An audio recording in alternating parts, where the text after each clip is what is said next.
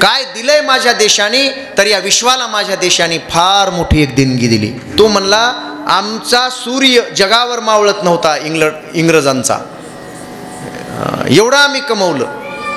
याचं उत्तर होतं, जीते हो किसी ने देश तो क्या, हमने तो दिलों को जीता है. जहाँ राम अभी तक है नर में, नारी में अभी तक सीता है. कितने पावन हैं लोग जहाँ, मैं नित नित शीश झुकाता हूँ. भारत का रहने वाला हूँ, भारत की बात सुनाता हूँ. है प्रीत जहाँ की रीत सदा, इतली रीत आहे जगाला प्रेम देणे. खरा तो एकची धर्म, जगाला प्रेम अर्पण. है प्रीत जहाँ की रीत, पहिल्यापासूनची रीत आहे. रंजल्या गांजल्या लोकांना जगाला या देशानं प्रेम दिलेलं आहे, जे विकत बाजारात मिळत नाही. ते कमवण्यासाठी जन्म जातो, बायकोचं प्रेम मिळत नाही. ते कमवण्यासाठी आयुष्य जातं, स्वतःच्या लेकराचं प्रेम मिळत नाही. पण ह्या लेकरानं एवढं प्रेम दिलंय, असं एक एक लेकरू या देशामध्ये आहे. एवढा श्रेष्ठ देश आहे. आणि याच देशामध्ये तो काला होतो, म्हणून इथंच जन्म पाहिजे. भारतात जन्म अतिशय उत्कृष्ट. काय होतं मग हा प्रसाद, एकमेका देवमुखी सुखे घालू हुंबरी. एकमेकाच्या मुखामध्ये सुखाने हा आनंदाचा प्रसाद, प्रेमाचा प्रसाद आम्ही देऊ. पण तो प्रसाद खाण्यासाठी कुठंही तो प्रसाद मिळत नाही, त्याला विशिष्ट स्थान लागतं. तुम्हाला मी प्रसाद देतो, प्रसाद दिला तर तो प्रसाद घेण्याची लायकी लागते. प्रसाद असा कोणालाही मिळत नाही काल्याचा. त्यासाठी अंतकरणाची लायकी लागते आणि ते बनवावं लागतं. कशानं? नामाच्या चिंतनाने, ज्ञानेश्वरीच्या अध्ययनाने, हरिपाठाच्या संहितेने. हो, मी असं ऐकलं काकूंकडून की त्यांच्या घरीसुद्धा, तुमच्या घरीसुद्धा भजन होतं आहे सुंदरराव, तुमच्या घरीसुद्धा हरिपाठ होतो. अनेक जण येत आहेत, अनेक जण त्या हरिपाठात सहभागी होत आहेत. ती केवढी मोठी उपलब्धी करून दिली त्या पोराने, त्याला विसरणं शक्य नाही.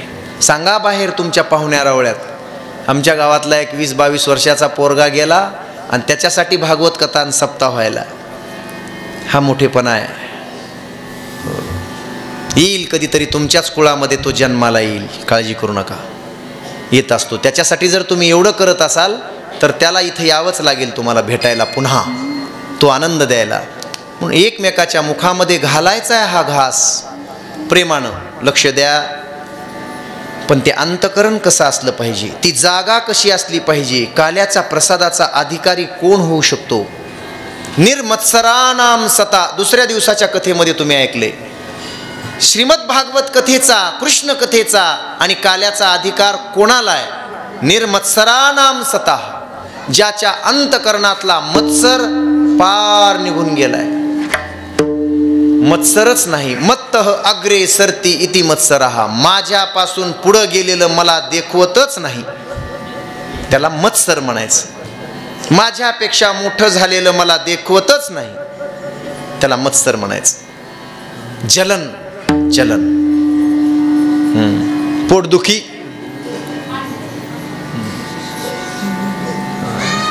तिलाच कसं मंत्रीपद मिळालं, जलन. तोच कसा पंतप्रधान झाला, जलन. याला म्हणतात मत्सर. माझ्यापेक्षा पुढचं त्याला नाही मिळालं पाहिजे. आम्ही ते सांगत असतो. महादेव मंदिरामध्ये एक जण पूजा करत बसला होता, महादेव भगवान प्रसन्न झाले. दुसऱ्या बाजूला दुसरा भक्त बसलेला होता. ते महादेव भगवान गेले, बाबा तुला काय पाहिजे? त्यानं सांगितलं की मला या या गोष्टी द्याव्यात देवा.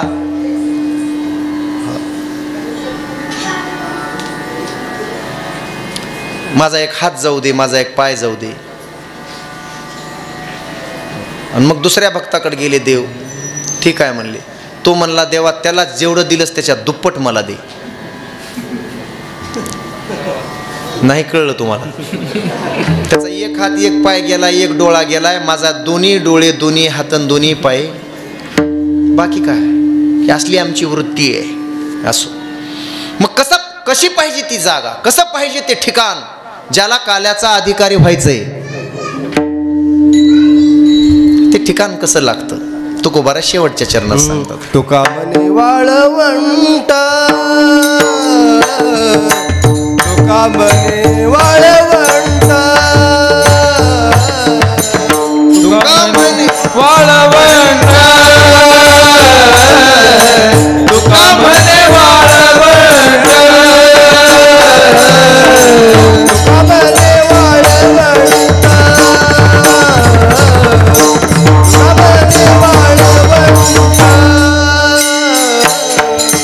तुका म्हणे वाळवंट, तुका म्हणे वाळवंट,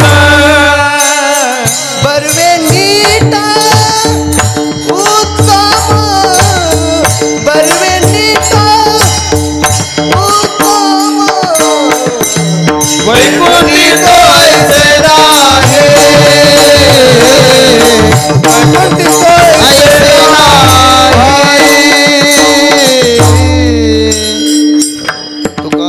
वाळवंट बरवे नीट उत्तम. पण देवा कधी मिळतो हा? आता मला सांगत बसायला वेळ नाही, आपला वेळ संपलाय. झालं काय, गोड माणसं आहेत सगळे, वेळेमध्ये सकाळपासून उपवासी आहात तुम्ही, आणि हा प्रसाद काल्याचा तुम्हाला सगळ्यांना घेता यावा म्हणून एक 5-10 मिनिटामध्ये थांबणार आहे, काळजी करू नका. आणि काय आहे सावता बाबा, कधी वेळ जातो, चांगलं धोरणात कीर्तन केलं की वेळ निघून जातो, कळत नाही. गेले आपले 1.5-2 तास कीर्तनातले, त्याचा पत्ता लागत नाही. आणि कशाही भंगार गप्पा मारायला लागलं की 1 तास सुद्धा जात नसतो, लक्षात ठेवा, नाही जात. चित्त चिंतनामध्ये गुंतलं की मग वेळेचं भान राहत नाही, वेळ कधी जातो कळत नाही. चिंतने सरे तो धन्य धन्य काळ, चिंतनात काळ घालवावा, भंगार ऐकण्यात काळ घालवू नये. पण लोकांना सवयी लागल्या तमाशा ऐकायच्या, बाहेरचे तमाशे बंद पडले आणि ह्या लोकांनी इथं तमाशे सुरू केले.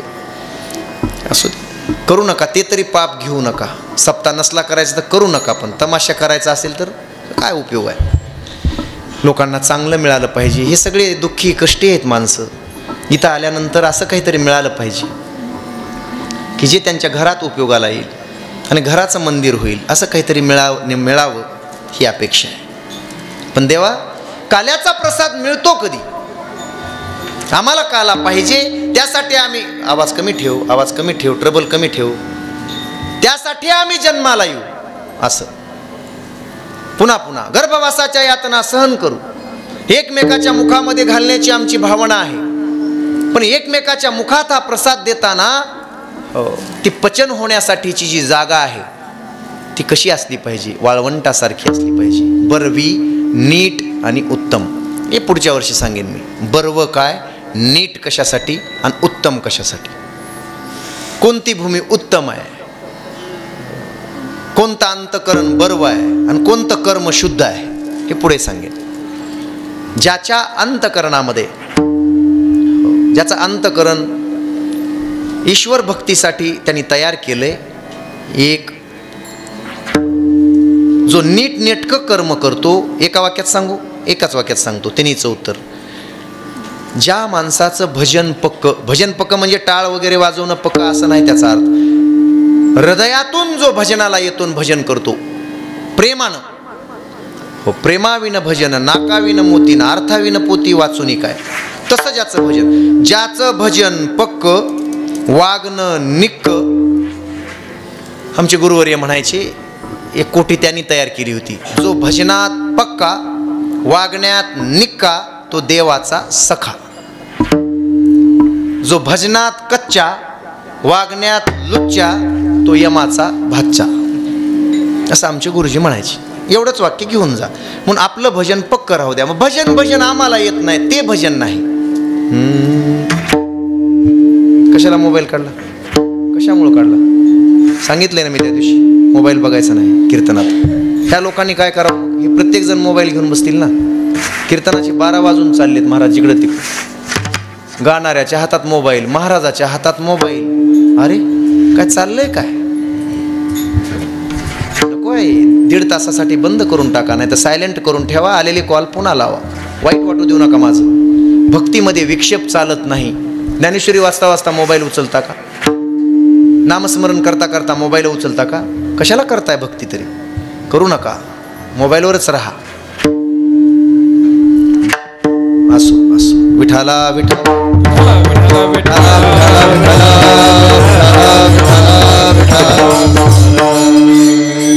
असो. बायकोचा असला तर उचला, असं काही नाही. घरी गेल्यानंतर पुन्हा त्रास नको. हे काही कमी त्रास देतात काय, मी वाळून गेलोय अख्खा, म्हणजे नाही रे बाबा असं नाही. त्रास कमी नसतो माणसाला, पण इथं तरी 2 तास आपलं काही आठवू नये. तुम्हाला संसार नाही आठवला पाहिजे, नवरा नाही आठवला पाहिजे, शेजारी नाही आठवला पाहिजे, ते खरं कीर्तन. हरिपाठ करताना कोणीच आठवू नये, गाव आठवू नये, मी कुठला आहे हे सुद्धा. मागच्या 1.5 तासाचा विचार केला तर मी कुठल्या गावचा कोण आहे हे सुद्धा आठवू नये. तेवढंच करा, पण असं करा. असो. मग देवा प्रसाद मिळण्याचे आम्ही अधिकारी होऊ. वाळवंट आमचं अंतकरण वाळवंट आहे, जिथं काही पाप पुण्य उगवत नाही. पाप पुण्याच्या पलीकडे आम्ही गेलो. पापाशी घेणं देणं नाही, पुण्याची गणना कोण करी. हे किती पुण्य व्हायला त्याची गणती करीत बसायचं असते का, कुणीच करू शकत नाही. देवाचं नामचिंतन जो घेतो त्याच्या पुण्याची गणना कोणी करू शकत नाही. आम्हाला पापाशी घेणं देणं नाही, पुण्याशी नाही. हो, आमचं कर्म नैष्कर्म्यवादी आहोत आम्ही. लक्ष द्या, इकडे बघा, कीर्तनात लक्ष राहू द्या माय बापू. मग काय केल्यामुळे काला मिळतो, काल्याचं कीर्तन तरी म्हणायचं कशाला. थोडक्यात आजच्या कीर्तनामध्ये जर हे केलं तरच काल्याचा प्रसाद घेण्याचे आम्ही अधिकारी आहोत. आज काय करावं, काल्या काला काला, काल्याचं कीर्तन म्हणजे काय.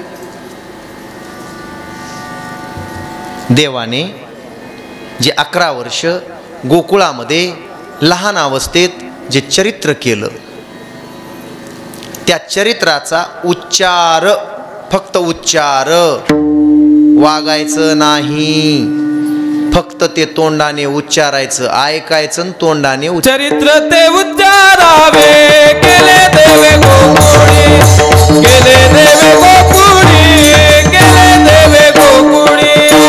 चरित्र ते उच्चारावे, केले देवे गोकुळी, केले देवे गोकुळी, केले देवे गोकुळी.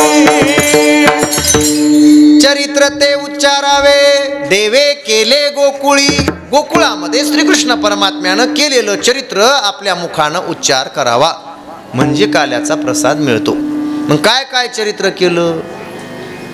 रांगत रंगणी चोरीत लोणी, रांगत रंगणी चोरीत लोणी, हावणी धरिती गवळणी, हावणी धरिती गवळणी.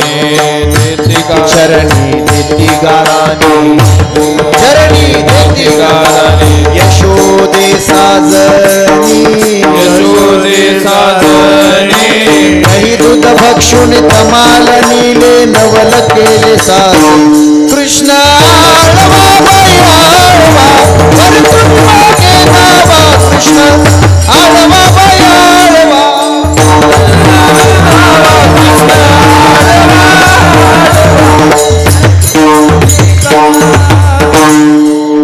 कसं व्हायले, कसं होऊ लागले, का करू लागलो. मी बी लातूरकडचा हो, कळलं का. जवान आहेत तुम्ही अजून. रांगताना आणि गोधने राखताना देवाने जे चरित्र केलं त्या चरित्राचा उच्चार करावा. सगळे मित्र एकत्र आले, बोबड्या वाकड्या सुदाम्या पेंद्या मधुमंगल. देवाने पाहिले, देवाला ते म्हणाले, कृष्णा तुझे गाल असे टरबुजासारखे कसे रे, काय खातोस रे आणि काय लावतोस रे गालांना.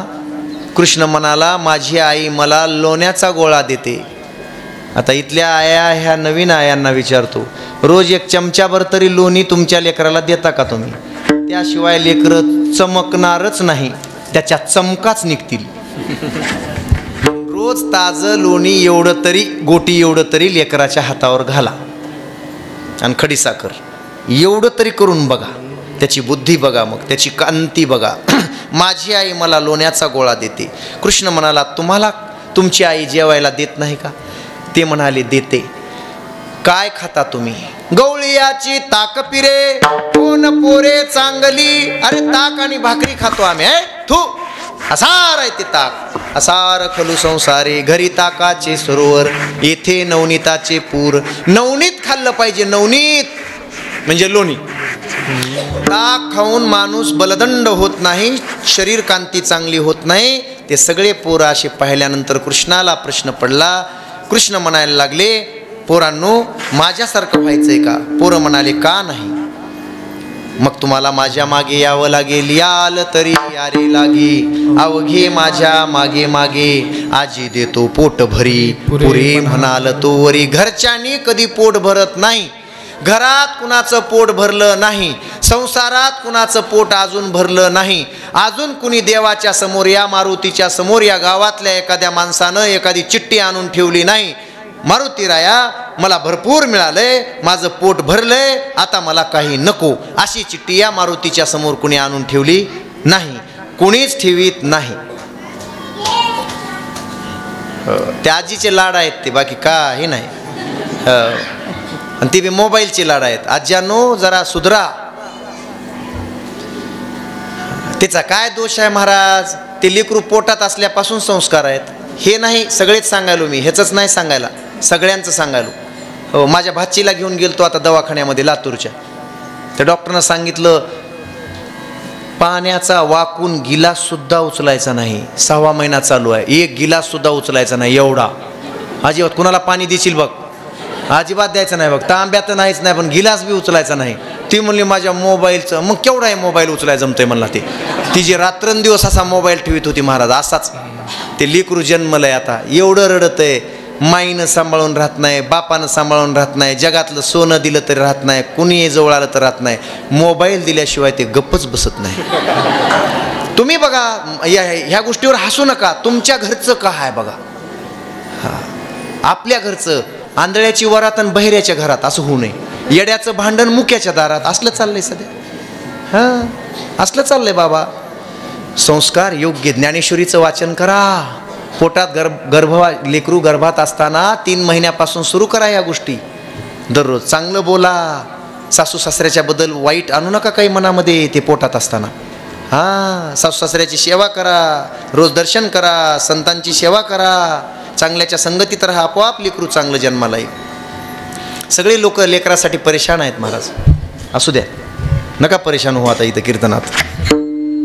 मग तू देणार, कुठलं देणार? कृष्ण म्हणला, नेता काय आहे? आपल्या घरचं देत असतो का? मग कुठलं देणार? तुमच्याच घरचं देणार. कसं देणार? चोरी करून देणार. खायची वस्तू जर मागून मिळत नसेल तर चोरी करायला हरकत नाही. खाण्याची वस्तू जर अशी मिळत नसेल मागून तर चोरून खा. कशाची चोरी? लोण्याची चोरी, नवनीताची चोरी. लक्ष द्या. त्याला भुका लागल्यात, काही कळत नाही दुसरं. मी भुकेकडेच चाललोय आता, भुकेकडेच चाललो. नाही 4 शब्द आत उतरले तर काही फरक पडत नाही. असंच आमचं चालू आहे. हां, पण 4 घास गेल्यास लई फरक पडतंय. लक्ष द्या. एक सांगू, आत्म्याचं भोजन म्हणजे भजन आहे. आधी आत्मा तृप्त व्हावा माणसाचा. आत्म्याचं भोजन म्हणजे कीर्तन आहे. आणि शरीराचं भोजन म्हणजे हे तुमचं रोजचं खाणं आहे. लक्ष द्या. आणि मग कृष्ण परमात्म्याने ठरवलं, सगळे गोपाळ एकत्र केले. सावता बाबा तुम्ही होतात तिथं, मी होतो, तुकाराम महाराज होते, सगळे एकत्र केले. ते पोरा आले म्हणाले, कृष्णा मग चोरी कशी करायची? सापडलो तर? चोरी करणाऱ्या माणसाकडे 3 गुण असावे लागतात. कोणते? एक तर चोरी केलेली कळू दिली नाही पाहिजे, अशा पद्धतीनं खिसा कापला पाहिजे, आणि खिशातले पैसे काढले पाहिजेत की नवऱ्याला कळलं सुद्धा नाही पाहिजे. चोरी अशी केली पाहिजे. अशा लय बाया आहेत महाराज, कळूच देत नाहीत. एवढं बंडल असलं की उगं 1-2च नोटा काढून घेतात आणि काही येड्या असतात सगळेच पैसे काढून घेतात आणि सकाळी रटे खात्यात. कुठली नोट काढली हे त्याला कळलं सुद्धा नाही पाहिजे असं आहे. मग चोरी करताना इतकं चालाक पाहिजे. एक दुसरं, चोरी करताना जर पकडला गेला तर 4 रट्टे बी मारले तरी पळून जायची तयारी पाहिजे. तिथून हात सोडून घेऊन तिथून धूम ठोकायची तयारी पाहिजे. ती ताकद पाहिजे. मारलं तरी पोलिसांनी किंवा त्या लोकांनी मारलं तरी रट्टे खायची तयारी पाहिजे. आणि 4 दिवस जेलमध्ये जावं लागलं तर तीही तयारी पाहिजे चोराची. चोरी, ती एक पोरगा आलं पुढे येऊन म्हणला ते मधुमंगल, नगर रे बाबा, चोरी पाप असते. अरे देवाच्या संगतीत केलेली चोरी पाप नसते. कृष्ण म्हणलं देवाच्या संगतीत केलेला व्याभिचार नसतो. देवाच्या संगतीत केलेलं भांडण नसतं. आणि देवाच्या सोबत केलेली चोरी नसते. मग काय हरकत नाही. पोरं म्हणले आम्हाला काय पाप तुला लागल. देव म्हणला लागू दे. चोरी करायची. घर पाहुणी एकांताचे, नवविध नवनीताचे. नवनीत चोरायचं आणि मग चोरी करायला सुरुवात केली. पण चोरी करताना सोबत काही लागल की तलवार, बंदूक, चाकू. चोर असे कसे? कृष्ण म्हणला ते काही घेऊ नका, मी सांगतो ते घ्या. मग काय घ्यायचं? चाळलेली बारीक माती घ्या, काठ्या घ्या, खडे घ्या आणि सराटे घ्या. कोणी सराटे, कोणी काठ्या घेतल्या, कोणी खडे घेतले चाळलेली. पण काही पोरं असे असतात. म्हणला हे साहित्य घेऊन काय करायचे देवा? देवाने पुढे येऊन सांगितलं, तू जास्त आगाव बोलू नकोस, तू आगाव कामे आहेस. आगाव कामे असतात काही पोरं. बाबा ह्या पोराला 100 रुपये दिले, लईच म्हातारी ठसकायला रे, तिचा जीव निघून जाईल र, हे 100 रुपयाचं पटकन जाऊन औषधान. त्यानं 35 रुपयाची बाटली आणली आणि 20 रुपये मीटरचा पांढरा साधा कपडा आणला, 2.5 मीटर अगरबत्तीचा एक पुडा आणला, एक साबण आणलं आणि तिकडूनच एक फुलाचा हार आणला. असा ते आल्याबरोबर बाबाच्या हातात दिला. बाबा म्हणले उरलेले पैसे. ते म्हणला उरलेले कशाचे? म्हणला हे सगळं साहित्य आणलंय. म्हणला 100च्या वर गेले. ते म्हणला हे कुणा आणायला सांगितलं होतं? नाही म्हणला आता पुन्हा जाऊ का 3 किलोमीटर सायकलवर? म्हातारीला औषध पाजवायचं, लई ठसकाली. म्हणला हिचा जीव जाईल की काय? जर औषध पाजून वाचली तर वाचली, मेली तर हेच कपडा गुंडाळायचा, अगरबत्त्या लावायच्या, साबण लावून आंघोळ घालायची आणि तिकडं फुकून द्यायची. आता आगाव कामे, असे काही कामे असते. ते एक आगाव होतं. आणि त्याच्यातलं ते पोरगा आलं ते म्हण, ते होतं बोबड्या, त्याचं नाव होतं बोबड्या. तुतना ही ताललेली माती तर त्याला ही ताललेली माती, चाळलेली माती कशाला? कृष्ण म्हणला जर गवळणीनं पाहिलं आपल्याला धरायला जर आलीच तर तिच्या डोळ्यात माती. आता चटण्या टाकते तेव्हा माती टाकीत होते, म्हणजे एवढा फरक आहे. आता माती टाकायची, ती डोळे चुळीत बसल. ते पोरग म्हणलं ती जर त्यात्मा घालून आली तर म्हणतात त्यात्मा घालून आली तर कृष्ण म्हणला तिच्या पायाखाली हे सराटे टाकायचे, तिथंच अडकू. सराटा माहिती आहे? सराटा कसा बी टाका, एक काटा वरीच असते. काही माणसं असे असते त्याला कसं बी बोला, टोचल्याशिवाय राहतच नाही. कसंही बोला, घरी जाऊन बघा ते, आता इथं बघू नका. सराटे टाकायचे. सराटे टाकले की गवळणीच्या पायात तो सराटा, मग गवळण तिथंच ओरडत बसेल. ते पुन्हा म्हणलं ती जर त्यापला घालून आली तर त्यापला.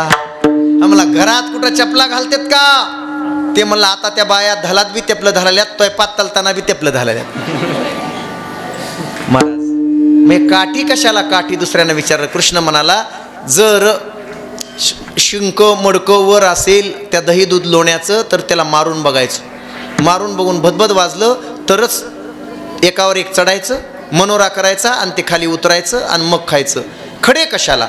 जर काठीला पुरत नसेल तर मग खडा मारून बघायचं. टणकन वाजलं सोडून द्यायचं, भदकन वाजलं उतरायचं खाली, मग खायचं. मग अशी दररोज एका घरची चोरी. कोण चोरी करतंय? चोर दूरचा नाही, रोज एकीच्या घरी चोरी व्हायला लागली. चोर दूरचा नाही, चोर गावातलाच आहे. ती दुसरी गवळण म्हणाली का ग प्रभावती, गावातला कसा चोर आहे म्हणते? तिनं सांगितलं चोर गावातला याच्यासाठी आहे, तो चपलं नेत नाही, अंथरुण पांघरून नेत नाही, सोनं नेत नाही, चांदी नेत नाही, दागिने घेऊन जात नाही, फक्त दही दूध लोण्याचीच चोरी करतो. बाहेरचे चोर दही दुधासाठी येत नसतात. म्हणून चोर जवळचा आहे. चोऱ्या सुरू झाल्या आणि मग कोणतरी सांगितलं एके दिवशी की चोर दूरचा नाही, गावातला आहे. मग पत्ता लावावा लागेल, पत्ता काढावा लागेल. एके दिवशी वाकड्या नावाचं पोरग होतं. लक्ष द्या, वाकड्या नावाचं पोरग होतं. सकाळी सकाळी उठलं. त्याची आई गटाची अध्यक्ष होती गावाची.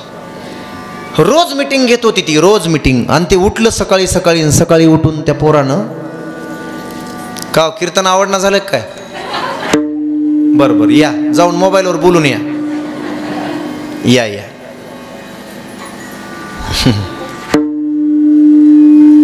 ती उठल्याबरोबर म्हणली, तिला आठवलं, म्हणली 4 दिवस मीटिंग मध्येच होते, पोरग 4 दिवसापासून घरी जेवलंच नाही. आता आठवलंय तिला 4 दिवसानंतर. तिला म्हणली, वाकड्या, अरे तू जेवला नाहीस आणि उठल्याबरोबर तसाच कसा पळालास डोळे चुळीत? हो, तुला जेवायचं नाही का? ते म्हणला, जेवायची गरज नाही, पोट फुल भरलेलं आहे. हे रात्रभर केलेले कार्यक्रम, पहाटे पहाटे येऊन झोपत होतं रात्रभर. ते म्हणला, हो आई मला जेवायचं नाही का? पोट भरलेलं आहे. ती म्हणली, कुठं खाल्लंस? खाल्लं. म्हणला, काय करायचे तुला? ती म्हणली, घरचं तुला आवडणं झालंय आजकाल. ते म्हणला, कसं आवडल? तू देतीस काय? फुलट पाणी ताकाचं. हे कोण खाते म्हणला ते? त्याच्या आईला वाटलं, हा हा हा, इथून पत्ता लागेल आता. म्हणलं, तू काय खातोस? ते म्हणला, मी लोणी खात असतोय. चमकली किती गवळण प्रभावती. उठून उभी राहिली आणि येऊन हात फिरवू लागली. ते म्हणला, आई 15 दिवसापासून जवळ बी आली नाहीस ना आज हात फिरवायलीस. लोणी खातोस? कुठलं खातोस? आम्ही काय कोणाच्या बापाचं खातो का? आमचा देव आम्हाला देतो. ते म्हणला, तुझा देव कोणता? म्हणली ती, कृष्ण आमचा देव, तो आम्हाला देतो. कुठलं देतो रे? त्याच्या घरचं देतो का रोज खायला? ते म्हणला, हे नेता कुठं घरचं देत असतो का? कुठलं देतो? आमच्याच घरचं देतो. बरं, कसं देतो? ते म्हणला, पुढचं मी सांगू शकत नाही. आमच्या मीटिंगमध्ये मंत्रालयात ठराव पास झालाय, गोपनीयतेची शपथ घेतली. सगळी ही गोपनीयता आहे. बाळा, मी तुझी आई आहे. कशी चोरी करता? कुणाच्या घरी करता? हात फिरू लागली. मी तुझी आई आहे. ते म्हणलं, तू आई असलीस तरी बाई आहेस. तुझ्या पोटात राहू शकत नाही, म्हणून मी तुला सांगणार नाही. सांग ना बाळा. सांगत नव्हती, तो सांगत नव्हता. तिनं खूप प्रयत्न केले. आमचा देव आम्हाला देतो. आणि मग प्रयत्नानंतर यश आलं तिला. आणि त्यानं सांगितलं की रोज एका घरची आम्ही चोरी करतो. हां, आत्ताच सापडला. नाक सारून बोलती यशोदा, चला ग चला तिच्या घरी. आणि सगळ्या गवळणी मिळाल्या. आणि त्याच गवळणी विचारू लागल्या, फार सहन केलंय 6 महिन्यापासून, आता सहन करणार नाही. सगळे गाराणे सगळ्या गवळणींना आणले, यशोदेच्या पुढे ठेवले. हो, यशोदे कृष्णाला सांगावे, गोकुळी राहावे का जावे, गोकुळी राहावे का जावे. अग बाई बाई बाई बाई बाई बाई बाई बाई. गवळणी वेगवेगळ्या घराने वेगवेगळे म्हणत होत्या. कृष्णाला सांगा काही, अग बाई बाई बाई बाई, कृष्णाला सांगा काही, बाई बाई, कृष्णाला सांगा काही. एकटाची येतो, एकटीच पाहतो, अडवितो ठाई ठाई बाई, अडवितो ठाई ठाई ठाई ठाई ठाई ठाई ठाई ठाई.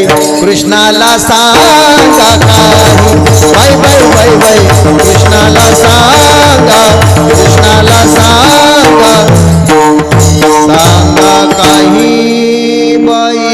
यशोदाबाई, राहावं का जावा आम्ही सांगा. ती म्हणली, मुद्दे मला सह यायचं, नाक सारून यायचं नाही. माझं लेकरू चोर म्हणताय, सगळ्याचा चोराचा अध्यक्ष माझं लेकरू, संघटनेचा अध्यक्ष माझं लेकरू, काय अधिकार आहे तुम्हाला? प्रभावती म्हणली, ठीक आहे. मला सगळ्या गटाची मिटिंग बोलवली, अशी मंदिरात मिटिंग बोलवली. पोरं खेळत होते तिकडं, मंदिरातून मोठमोठ्यानं गरजायला लागली. हो, अगं काय सांगता रोज जाऊन गाराने, माझ्या घरी यायला पाहिजे, माझ्या घरी, वाघिणीच्या घरी यायला पाहिजे. प्रभावती होती उभ्या कानाची. उभ्या कानाची म्हणजे नवरा पाया पडूनही सांगितलं तर नवऱ्याचं ऐकणार नाही, सासू सासऱ्याचं ऐकणार नाही. सावता महाराज जाऊन पाया बी पडले तरी त्याचं ऐकणार. सावता महाराज म्हणले, सगळ्यांनी सांगितलंय, उगा आता मी आलोय, भाभी जरा ऐका की थोडं. चल ह्याला म्हणायचं उभ्या कान उभ्या कानाचं. कसं कसं अगं जाऊ दे काय अगं चाल चले अगं निघ. सावता महाराज लय गेला का. ह्याला म्हणायचं उभ्या करायचं. माग बघणे नाही, माग फिरून बघणे नाही, कोणाचं ऐकणे नाही, मंच केल्याशिवाय राहत नाही. वाघिणीच्या घरी यावं मोठमोठ्यानं गरजायला लागली महाराज. आणि मिटिंग झाली, घशाला कोरड पडली, एवढं मोठं भाषण केलं आणि त्या गेटमधून बाहेर निघायला लागली. त्याला काय कळत नाही महाराज. तो तिकडून आला आणि म्हणला मामी राम राम. मामी hi hello how are you Ram Ram. मामी म्हणली ये र ये, म्हणली ये दाखवते तुला. ते म्हणला व्हॉट्सअपचा नंबर दे. कशाला. काही नाही मेसेज टाकायला. मेसेज कशाला, किती वाजता येणार आहे ते. ती म्हणली कधी येतोस. ते म्हणलं आतापासून कधी बी येऊ शकतोय. आत्तापासून ह्या क्षणापासून कधी येऊ शकतो. कधी येऊ शकतो तो. देव यायला काय महाराज. अरे शत्रूच्या सुद्धा हृदयामध्ये देवाचं वास्तव्य असतं. कंसाला सुद्धा जेवण्याच्या प्लेटमध्ये पाण्यामध्ये पिणाऱ्या तांब्यातल्या पाण्यात कृष्ण दिसत होता. एवढं चिंतन झालं पाहिजे. एकतर विरोधानं झालं पाहिजे, नाही तर प्रेमानं झालं पाहिजे. विरोध करा देवाशीच करा, प्रेम करा देवाशी करा. लक्ष द्या. तिनं सांगितलं ये ये, म्हणली चालली घराकडे ये. लगबगीन अशी धावत पळतच गेली. उभ्या कानाची होती, पळत सुटली गावातून. कोणी काही बोलू शकत नव्हतं तिला. घरी गेली. गेल्याबरोबर पोरगी व्हॉट्सअप काढून बघत बसली होती, अभ्यास करीत कोरोनातला अभ्यास. 12वीची पोरगी सुंदर अभ्यास करीत. ही घरी गेली की घशाला कोरड, ग्लास बुडवला तांब्या त्या रांजणामध्ये, त्या डेऱ्यामध्ये, त्या माठामध्ये सगळीकडे बुडवून पाहिलं. आणि पाहिल्याबरोबर म्हणली कुठंच पाणी नाही. पोरीला सैराट बघितल्यापासून वेळ लागले. म्हणली ही सैराट झाली. ती म्हणली मी सैराट झाली नाही, तू गटाची अध्यक्ष झाल्यापासून तू सैराट सुटलीस. म्हणली आता कसं करावं. हां असं आहे महाराज. आत्ता पाणी आणते म्हणली, घरात कोणी येईल. ती पोरगी म्हणली कोणी येणार आहे का. पुढचं बोलू नको. पाण्याला पळतच गेली गवळण प्रभावती आणि तिकडून भरली घागरण, पळतच सुटली महाराज. तेवढ्यातच पाठीमागून आला. पत्र उचकले, दही दूध लोणी होतं सगळं खाली काढलं. तेवढ्यात खिडकीतून उजेड दिसला. हिनं घागर दणकन आदळणे, दारावर लात मारणे. उभ्या कानाची होती. लात मारणे. लात मारल्याबरोबर आता कुठं पळतोस. सगळे सवंगडी कृष्णानं लुटून ढकलून दिले. एकटाच थांबला शेवटी आणि त्याने जाऊन तिचा हात धरला. सापडलास का नाही. हात धरला असा ना, हात धरून जोरात निघाली. ते म्हणू लागलं मामी तुझा हात लय निबर आहे, तू उभ्या कानाचेस, लय निबर हाताचेस. माझा हात वाळून चालला मामी, बघ माझं रक्त बंद पडलं मामी. ती म्हणली अरे चल, मागं फिरून बघण्याची सवय नव्हती तिला. चल चल. ती म्हणला तुझ्या पाया पडतो. हे बघ त्या चौकात जाण्याच्या आधी, त्या चौकात जाण्याच्या अगोदर इथंच 500 रुपये देऊन मिटवून घेऊ. इथंच काय करायचे ते. ती म्हणली आता मिटवणे नाही, तुझी आई लय नाक सारून बोलती. चल त्या यशोदाबाईकडं. आणि धरलं, भरभर भरभर ओढायला लागली महाराज. असं ओढायला लागली. ते म्हणला मामी तुझ्या पाया पडतो, हे हात वाळला माझा, हे सोडून हे धर. पाठीमागून सुद्धा खूप लोक, ते सगळा गोंधळ, ते सगळी गर्दी. हे जत्राचे जत्रा चालली. ती म्हणली ठीक आहे. म्हणली आता लईच पाया पडायलास, हे हात सोडते, दे दुसरा. मागं फिरून बघाव का. हिनं हा सोडून दिला. हा आण दुसरा. त्यानं दुसरा दिला, पण दुसऱ्याचाच दिला. आणि ह्या गलीतून गेलं, तिकडून गेलं आणि तिथं येऊन बसलं दरवाजामध्ये असा पाय टाकून. आईला म्हणायला लागला आई बघ ना, मला चोर म्हणालेत, आपल्या घरी काय कमी आहे, 9 लाख गायी आहेत आपल्या घरी, मी कशाला चोरी करीन आई. आई बघ की. ती म्हणली येऊ दे र, कोण येतंय. पदरच खावला तिनं असा. कोण येतंय म्हणली माझ्या लेकराला बोलायला. हो तुम्ही 12 घरच्या 12 घेऊन गोकुळच्या नारी माझ्या लेकरावर आळ घेता. आणि चला या, कोण येतंय. तेवढ्यामध्ये हे म्हणला मला लई भूक लागली आई. लोण्याचा गोळा दिला, भात दही दिलं आणि तो कालवून दिलं. यशोदेनं वस्त्रीत बसलं ते पुढच्या दरवाजात. तिकडून जत्राची जत्रा आली 5च मिनिटात. आल्याबरोबर यशोदे, यशोदा वरून बघते. म्हणली का ग एवढी जत्रा कशासाठी, बघ कसा धरून आणलाय, दे याला शिक्षा आता गावाच्या समोर. ऐकताय. यशोदा म्हणली जरा पदर सारून बघ. पहिल्या बाया म्हणजे पदर घेत होत्या अशा. लग्नातल्या नवऱ्या बी इतके पदर असायचे. 3 दिवस कुणाला चेहरा सुद्धा दिसत नव्हता लग्नातल्या. बाबा तुमच्या बायकोचा चेहरा 3 दिवस कुणाला दाखविला सुद्धा नाही तिनं, आहे का नाही. आताच्या तेव्हाच्या काळामध्ये इतकाल पदर होते अशी बायकांची. हो. ती म्हणली पदर सारून बघ. हिनं पदर सारल्याबरोबर ते पुढं बसलेलं होतं. ते तिथून म्हणलं राम राम मामी, या जेवायला, या जेवायला. ती म्हणली असं कसं होऊ शकते. तिचे डोळे असे होते, ते हात असा धरलेला मागं, पुढे एक हात केलेला. ते हात गळून पडले महाराज तिचे, असे हातच गळाले. सगळ्या अंगावून वारं गेलं, गळून अशीच करीत होती नुसती. हे असं कसं, हे असं कसं झालं काय पाहते. दणकन पडली खाली, उठली. त्या हातातला हात असाच पाणी मारलं तोंडावर, उठली, तिकडं बघितलं, पुन्हा इकडं बघितलं, त्या हातात असा हात होता. पण हातात ते तिचा नवरा जरा आपला 4.5-5 फुटाचं होतं बिचारं, ते सारखं म्हणत होतं सोड ग सोड ग, पण ती उभ्या कानाची कशी सोडील, नाही सोडलं तिनं. आणि पुन्हा शेवटी म्हणाली काय माझी इज्जत गेली रे गावात. त्या नवऱ्याला म्हणाली कडू भाड्या कधी आलास माझ्या हातात, तुला धरलं नव्हतं. ते म्हणला लग्न झाल्यापासून तुझ्याच हातात आहे की म्हणलं, दुसऱ्याच्या हातात लग्न लागल्यापासून दुसऱ्याच्या हातात नाहीच म्हणला, तुझ्यात. नाना प्रकारच्या खोड्या केल्या, एक खोडी नाही, आता 28 प्रकारच्या खोड्या आहेत. श्रीमद भागवत कथेमध्ये 28 प्रकारच्या खोड्या आहेत. कृष्णाच्या बाल लीला 28 आहेत. त्याच्यातली एक सांगितली तुम्हाला. आईला त्रास व्हायला लागला, सगळ्या गवळणी दररोज नंदाच्या अंगणी, अवघ्या मिळून गवळणी आल्या नंदाच्या अंगणी, आणि प्रत्येक जण येऊन खोडी सांगत होती. कृष्णा कृष्णा खोडी दे टाकून, आता खोडी करू नकोस. तरीही कोड्या थांबल्या नाहीत. मग कृष्णाला शाळेत पाठवायचं ठरवलं. तेव्हाची शाळा म्हणजे गायी राखणे. उद्या जाई राना सवे घेऊनी गोधना, आणि मग रानामध्ये सगळ्यांच्या संगतीमध्ये सगळ्यांच्या गायी, छोटी छोटी गैया, छोटी छोटी गैया, छोटे छोटे ग्वाल, छोटो सो मेरो मदन गोपाल, घास खाई गैया दूध पिवे ग्वाल, छोटो सो मेरो मदन गोपाल. गायी राखणं सुरू केलं. खांद्यावरी कांबळी, हातामध्ये धेनू चारी तसे, सावळा जगजेठी. आणि मग आईने एक बासरी घेऊन दिली रानात वाजवायला. एक मोराचं पीस लावावं. छोटा कृष्ण, छोटे सवंगडी, छोटे वासरं गायी राखतो. यमुनेच्या पवित्र त्या वाळवंटात पवित्र काठावर गायी जगायच्या, बसायच्या. आणि गायी बसल्या की मग ह्याने यांच्या खेळाला सुरुवात करायची. हमामा पोरा हमामा भुमरी वाजे धमामा, हमामा पोरा हमामा भुमरी वाजे धमामा, हमामा पोरा हमामा भुमरी वाजे धमामा, हमामा पोरा हमामा भुमरी वाजे धमामा, भुमरी वाजे धमामा, भुमरी वाजे धमामा, अरे भुमरी वाजे धमामा, भुमरी वाजे धमामा, हमामा पोरा हमामा तुझी भुमरी वाजे धमामा, पोरा हमामा तुझी भुमरी वाजे धमामा, हमामा पोरा हमामा भुमरी वाजे धमामा, हमामा पोरा हमामा भुमरी वाजे धमामा. अबग दिबग तिबग पोरा त्रिगुण खेळ मांडू, खेळे विटू दांडू पोरा, खेळे विटी दांडू. हा मामा वेगवेगळ्या विटी दांडू, चेंडू, लगोऱ्या, नाना परी खेळ मांडियेला. यमुनेच्या तीरी खेळ खेळायचे, खेळ खेळले. भुका लागल्या, सगळ्यांच्या शिदोऱ्या एकत्र केल्या, आणल्या. चराचरांना बासरी वाजून मोहित केलं. कामधंदा सोडून गवळणी वृंदावनात येऊ लागल्या. कृष्णाशिवाय त्यांना करमत नसे. कृष्णानं चराचरांना मोहून टाकलं, वेड लावलं. आणि मग सगळ्यांच्या खांदी भार, पोटी भूक. आता काय कीर्तनाचे सुख, आता कीर्तनाचं सुख नाही, आता जेवण्यात सुख आहे. सगळ्याच्या शिदोऱ्या एकत्र केल्या, गोल बसवलं सगळ्यांना. कृष्ण परमात्मा मध्ये उभे राहिले. हातात सगळ्यांच्या शिदोऱ्याचा तो काला घेतला आणि कृष्ण परमात्म्यानं तो काला सगळ्यांना वाटायला सुरुवात केला. कालच्या दशमस्कंदामध्ये महाराजांनी सांगितलं काल्याचा प्रसंग. विभ्रद्वेनुम जठरपटयो शृंगवेत्रेच कक्षे वामे पानोमस्रन कवलम तत्फलान्यंगुलीषु तिष्ठन् मध्ये स्वपरिसुरदो हसयन् नर्मभि स्वैरचे. जे स्वर्गे लोके मिष्यती, जे यज्ञ भुग्भाल केली. पुंडलिक वरदा हरी विठ्ठल श्री ज्ञानदेव गोपाल कृष्ण भगवान.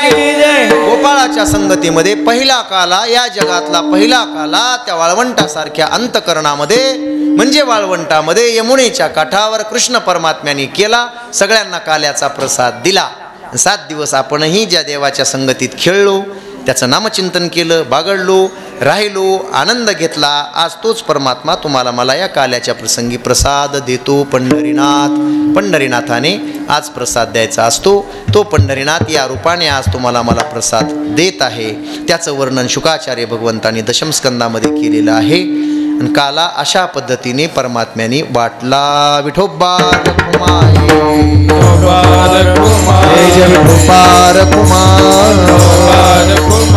ज्ञानेश्वर माऊली, ज्ञानराज माऊली,